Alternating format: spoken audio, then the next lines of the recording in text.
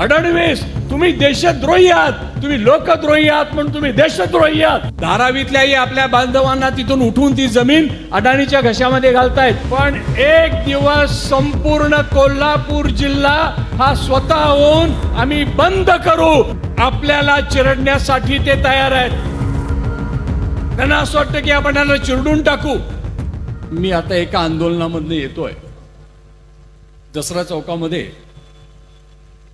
आपल्या देशाचे सरन्यायाधीश यांनी जे तरुणांच्या विषयी, बेरोजगार तरुणांच्या विषयी अतिशय अश्लाघ्य असं वक्तव्य केलं, त्याचा निषेध करण्यासाठी म्हणून आज सत्याग्रह दसरा चौकामध्ये आम्ही बसलेले आहोत. तिथे करून मी इथे आलेलो आहे आणि मी परत तिथे जाणार आहे. काय आहे की बेरोजगार तरुणांना झुरळ म्हणणारे, बांडगुळ म्हणणारे सरन्यायाधीश आपल्या देशाला लाभलेले आहेत. आणि त्यांचा समाचार राजू शेट्टी साहेबांनी स्वतः खूप चांगल्या व्हिडिओ त्यांचा आपण पाहिलेला असेल की सरन्यायाधीश होण्यापूर्वी आणि न्यायाधीश होण्यापूर्वी तेही स्वतः झुरळच होते. आता या सर्व लोकांना जे सामान्य लोक आहेत, हे सामान्य लोक झुरळासारखे वाटायला लागलेले आहेत आणि आपण त्यांना चिरडून टाकू अशा प्रकारची अत्यंत उन्मत्त अशी भूमिका या सत्ताधाऱ्यांची व्हायला लागलेली आहे. आम्हाला गरज नसलेला शक्तीपीठ महामार्ग वारंवार अगदी या रस्त्यानं करू, त्या रस्त्यानं करू, त्या रस्त्यानं करू, ही गरज कुणाला आहे? फडणवीसांना एवढी गरज का लागलेली आहे? किंवा चंदगडच्या कोपऱ्यामध्ये पहिल्यांदाच निवडून आलेले जे कोणी आमदार आहेत त्यांना केवढी गरज लागलेली आहे? ही गरज आहे. याचं कारण असं, ज्या बड्या कंपन्यांच्याकडून यांनी निवडणुकीसाठी पैसा घेतलेला आहे, मग ती मेगा इंजिनिअरिंग कंपनी असेल हैदराबादची, त्या कंपन्यांचे मालक यांच्या उरावरती बसलेले आहेत आणि म्हणाले आहेत की जो शब्द तुम्ही दिलेला होता तो शब्द तुम्ही खरा करा, तुम्ही आम्हाला ही सगळी कंत्राट दिली पाहिजेत. म्हणून त्या कंत्राटदारांच्या साठी केवळ त्यांच्यासाठी होतंय. गरज कुणाला आहे? त्यांना गरज आहे. आणि म्हणून आम्हाला ते अल्पभूधारक करतायत. आज जे अल्पभूधारक आहेत त्यांना भूमिहीन करतायत आणि भूमिहीन झाल्यानंतर पुन्हा ते असं म्हणणार आहेत की तुम्ही बेरोजगार झालेले आहात, तुमच्या हातामध्ये काही नाही आहेत, तुम्ही सगळे झुरळ आहात.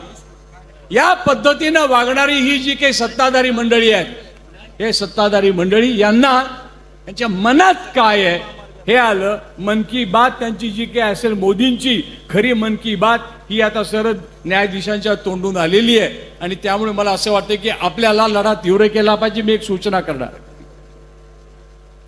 कोल्हापूर जिल्ह्याचा शेतकरी, कोल्हापूर जिल्ह्यामधला नागरिक इथल्या शेतकऱ्याला वाचवणार आहे. हा जो जगामधला 6 नंबरचा इको सेन्सिटिव्ह झोन आहे आमच्या पश्चिम घाटामधला, तो वाचवण्यासाठी पुढे येणार आहे. वृक्षराजी आणि प्राण्यांशी आपलं भांडण आहेच आहे, त्यांचे आपल्या जीवावरती आलेले आहे. परंतु रस्ता करून आणखीन त्यांना आमच्या जवळ तुम्ही आणू नका. अनेक अडचणी, त्याबद्दल मी काही बोलत नाहीये. पण हे रस्त्यावरचं आणि आपल्या शेतीवरचं, जमिनीवरचं आक्रमण आहे ते केवळ इथपर्यंत नाहीये, धारावी पासून पण आहे. धारावीतल्याही आपल्या बांधवांना तिथून उठून ती जमीन अडाणीच्या घशामध्ये घालतायत आणि हे सगळे रस्ते कंत्राटदारांना ते देऊ पाहतायत. आपण यांना आमचा विरोध आहे, हे ठाम विरोध आहे, हे सांगण्यासाठी बंटी साहेब, आपण कोल्हापूर जनतेला, शेट्टी साहेब, एक दिवस हाक द्या. केव्हा द्यायचा तो दिवस तुम्ही ठरवा. पण एक दिवस संपूर्ण कोल्हापूर जिल्हा हा स्वतः होऊन आम्ही बंद करू आणि तुम्हाला सांगू, जिल्हा बंदीचा आदेश आपण द्यावा आणि या जिल्ह्यातले सर्व शेतकरी, शेतमजूर आणि सर्व सामान्य नागरिक हा जिल्हा बंद कडकडीत बंद करून दाखवतील आणि त्यावेळेला या सत्ताधाऱ्यांना आग बसेल. एवढीच फक्त आपण चळवळ करूया. एक सांगतो,